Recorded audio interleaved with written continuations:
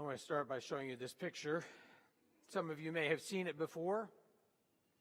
It's one that Dave Ramsey uses to illustrate what it takes before many Americans realize they are too far in debt and don't know how to get out of it.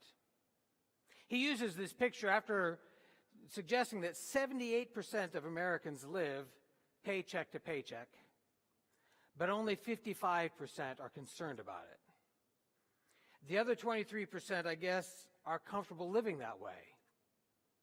They've been living that way so long, they don't even know there's another way to live. They've lived paycheck to paycheck. Sometimes it's because they borrowed on their future. Sometimes it's credit card debt. Sometimes they borrowed on their future and it's student loans. But with $12.7 trillion of consumer debt, too many Americans have a debt load that's overloaded. Now, I want to suggest that debt is not just an American issue. It's been around for a long time. I know that because the book of Proverbs addresses debt, suggesting that it's been going on for a really long time. And Jesus tells a parable about one man who uses the debt of others to his advantage. It's a curious story that I think too many of us have overlooked because we're confused by it. From the 16th chapter of Luke. Jesus also said to the disciples, "A certain rich man heard that his household manager," that word is what I talked about last week, used to be called steward. His household manager was wasting his estate. He called the manager in and said to him, "What is this I hear about you? Give me a report of your administration because you can no longer serve as my manager." In other words, he's being fired. The household manager said to himself, "What will I do now that my master is firing me as his manager? I'm not strong enough to dig and too proud to beg. I know what I'll do so that when I am removed from my management position, people will welcome me into their houses." One by one, the manager sent for each person who owed his master money. He said to the first, "How much do you owe my master?" He said, 900 gallons of olive oil. The manager said to him, "Take your contract, sit down quickly, and write 450 gallons. Then the manager said to another, "How much do you owe?" He said, 1,000 bushels of wheat. He said, "Take your contract and write 800. The master commended the dishonest manager because he acted cleverly. People who belong to this world are more clever in dealing with their peers than are people who belong to the light. I tell you, use worldly wealth to make friends for yourselves, so that when it's gone, you will be welcomed into the eternal homes. Whoever is faithful with little is also faithful with much. And the one who is dishonest with little is also dishonest with much. If you haven't been faithful with worldly wealth, who will trust you with true riches? If you haven't been faithful with someone else's property, who will give you your own? No household servant can serve two masters. Either you will hate the one and love the other, or you'll be loyal to the one and have contempt for the other. You cannot serve God and wealth." The word of God for the people of God. Thanks be to God. Amen. And in case you're struggling to understand this parable, you're not alone. Saints and sages, pastors and scholars, people in the pews and people in monasteries have struggled with this parable for generations. Some have wondered why Jesus would tell it. Others have wondered, why would Luke write it down? And some of you are probably wondering, why would I choose that text to use for a sermon? The rest of us are wondering, what in the world does this text have to say to us? What is the point anyway? Now, I don't know that I have the only answer or the best answer to that question, but let me tell you what I currently think. I think this parable is reminding us that when used properly, money can become an important asset. And by asset, I mean a tool that can be used to create and produce, as well as promote healthy relationships. I also think the parable is a reminder that money can just as easily become our master, defining how we live. Some time ago, I heard a speaker talk. He was talking about a class he teaches to churches, helping prepare them for death. He says he always starts the class with the same exercise. He asks people to write down what they want on their tombstone with the assumption that you died yesterday. He said most people, it doesn't take too long. They put their name, they put the date they were born, and their fictitious date of death. But one woman was writing and writing and writing. It seemed like she was writing a book. And finally he asked her, said, "So what's taking you so long? What are you writing?" And she said, "Well, I'm writing down my potato salad recipe.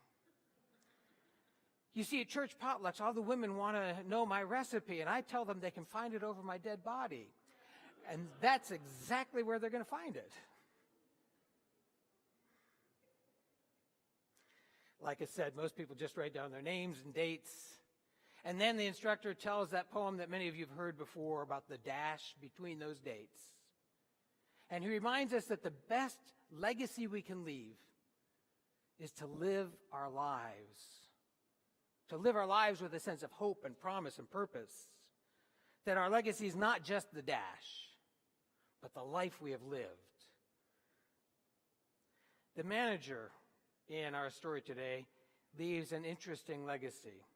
When we first meet him, he is accused of being wasteful. By the end of the story, he's being celebrated and honored for his shrewdness. Now, I don't know how the manager wasted things. I don't know if it was simply sloppy bookkeeping or extravagant personal expenses. I don't know if he was making frivolous purchases for the office or was too generous when dealing with merchants. And I'm not sure anyone really knows what he was doing, although Gene Peterson, who does a paraphrase of the Bible, says he was taking advantage of his position by running up huge personal expenses. Now, whatever the truth of the story, we can all imagine a scenario in which the master would want to fire him. But it's the manager's response that surprises us. It isn't what we expect. The manager takes the books and alters them in favor of his master's clients.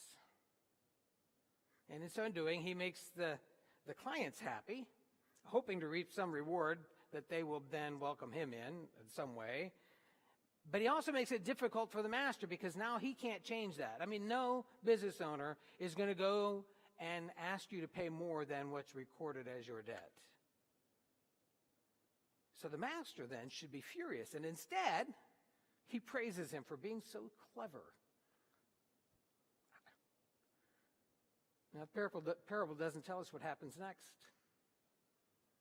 We don't know if the master changed his mind and doesn't fire him, or if he fires him and all those people he was so kind to really do welcome him in. We don't know. It ends abruptly when Jesus suggests we need to learn from the manager. Listen carefully, though, otherwise we may think he's telling us to learn how to lie and how to cheat and how to steal.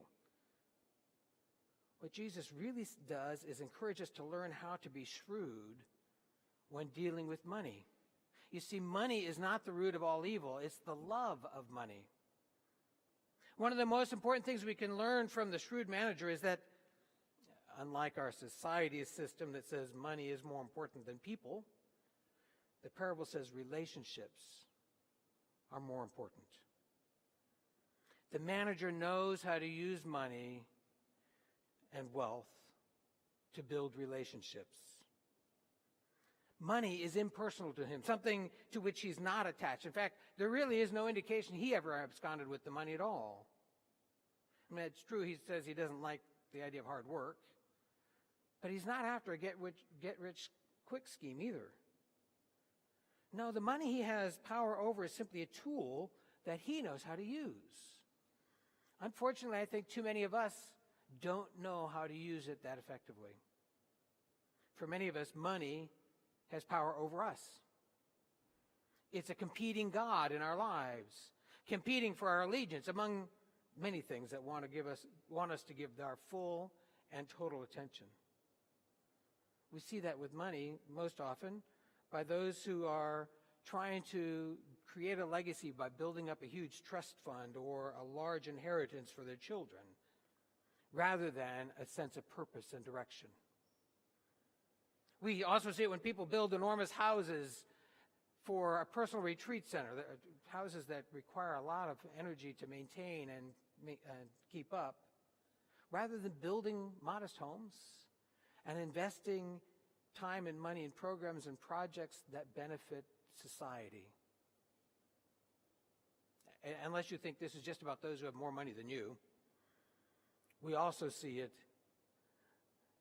money as a competing God when we make a choice about a career solely based on how much we will earn. I think if we look carefully in the mirror, we will all see how at some point or another we have found ourselves tempted to worship this God of money, this God that longs to be in control of our lives. I know we all know the stories, sometimes from TV, sometimes from real life, of how law enforcement uses a tactic they called follow the money, from plane tickets to credit cards to banks to real life addresses. They can track down the suspects. Billy Graham once said if he spent 5 minutes with somebody's checkbook, he could tell where their allegiances lie. Question is, if you were to follow the money in your own life, what would you find? Have you invested in relationships? Have you invested in our community? Have you invested in the lives of other people?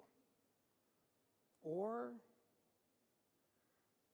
would you realize that we have borrowed to purchase luxuries and personal entertainment, self-serving programs designed to perhaps to get us more money? The shrewd manager knows that money is simply a tool to be used in building relationships. I suspect he altered the books. The way he altered the books is really a key to understanding what he was like. I don't think his personality changed. He just changed the method, the mode of doing it. The focus has changed, but not his nature, which makes me think that he was wasting his master's money building rapport among his master's clients. Maybe there were extravagant parties thrown for the customers. Maybe there were expensive birthday gifts. I mean, we might consider them bribes of some sort or another, but the reality is we all know businesses still do that. They know that they value their customers and they want their customers to know they're appreciated. As consumers, we also know the difference between a tacky gift that's trying to buy our affiliation and a true sign of gratefulness. So the question we have to ask ourselves is, what about the gift we're bringing to God?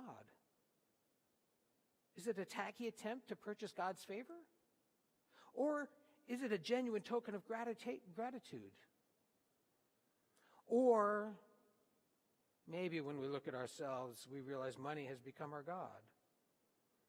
And all of our lives revolve around how much we have, or when we'll receive that next paycheck, or maybe we have enough that we begin to wonder, how am I going to invest this extra money? Now, I don't know what you want on your tombstone, but I think in this text, I want to be one who's remembered as someone who is faithful with little, as well as with much. To do that, I need to learn from the shrewd manager. Use the tools I have and build relationships that last. The bottom line is we will all leave a legacy of one sort or another. We can only pray and hope that we will leave one that reflects our faith in God and our desire to leave a debt of love rather than loans for our children to pay off.